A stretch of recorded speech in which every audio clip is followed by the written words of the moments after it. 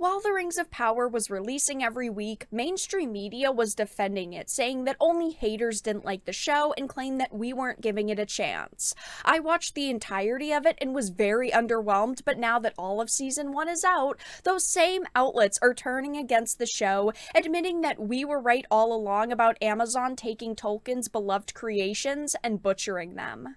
I have a bunch of things to show off, but before we get into the topic at hand, if you enjoy the content that I create, please make sure to subscribe to the channel and hit the notification bell. Follow me on social media like Twitter or mine so that you can see when my content is posted. And of course, if you do really enjoy the videos and the live streams that I create, please consider becoming a Dark Titan via Patreon for just $1 a month, or support the channel via YouTube membership. All of the links are in the description, and of course, I do really appreciate all of the support. So let's start off with this Guardian article because they stood by this show very consistently over the weeks that it was airing and also the weeks leading up to the show's release. It says, now it's over and let's come out and say it. The Rings of Power was a stinker. It is exactly what we have been saying this whole time. These are the people that kind of dunked on us for not liking the show, saying that we weren't giving it a chance, we were being too close-minded, and now they're coming out admitting that it's just bad.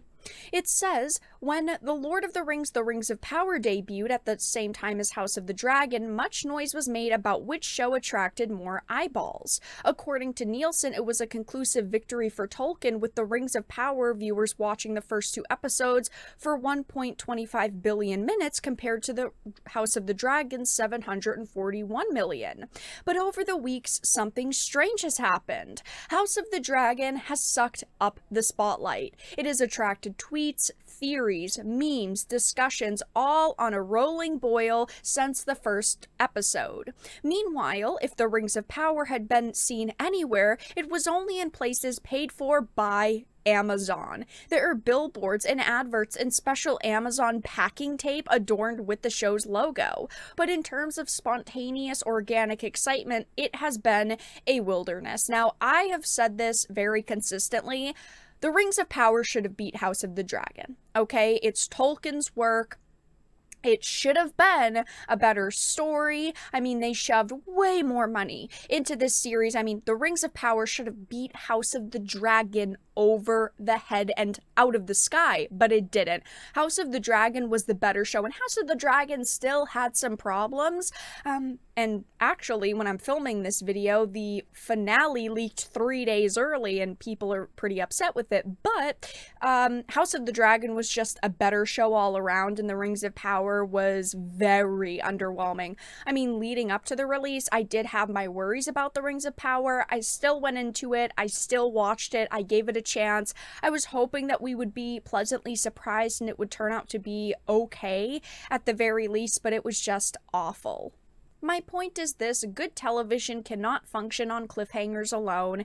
Yes, that might be the destination, but the journey also has to be enjoyable as well. And in terms of both plot and presentation, The Rings of Power simply hasn't cut the mustard. And this is Amazon's problem alone, because they hired nobodies for this show. And it was actually very surprising to hear how many nobodies they hired. We have talked about it many times. The showrunners hadn't really done much of anything. The writers hadn't done much of anything.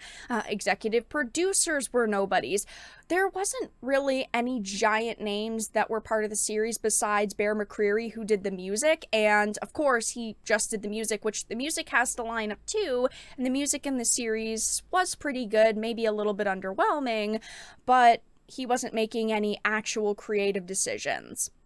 Now, of course, I have talked about why I think they hired nobodies, primarily because, first of all, they could save money, even though they had so much money to throw into the series, but also that they can push them around. If they had brought on someone like Peter Jackson would have said, no, this is my idea, this is the direction I think we should go in, and you know, you hired me for this project, so we have to meet in the middle. And Amazon didn't want anyone pushing back against the ideas and the concepts that they originally wanted. And of course, that's why we ended up with these people behind the scenes.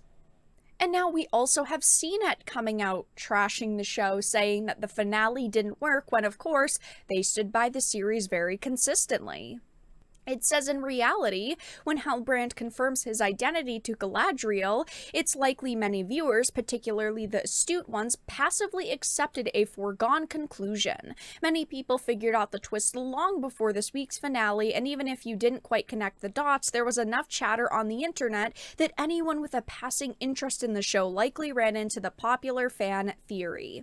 Had this twist played out in the era of network television, without the aid of the internet and a community of eagle-eyed viewers to share and spread their theories on YouTube, TikTok, Twitter, and more, the conclusion would have been far more impactful. Now it elicits an uninterested shrug. Rings of Power marks just the latest reminder that it's getting harder for television shows to surprise anyone. Think Jon Snow and Game of Thrones, especially in the age of streaming and hypercritical audiences.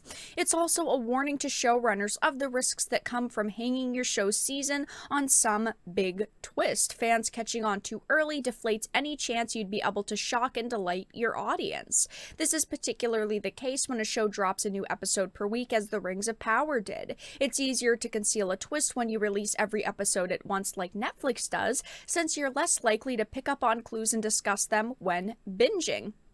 Now, the point that they make about binging the show is true, but I don't completely agree that shows can't have twists unless they're a binge model. I just don't believe in that.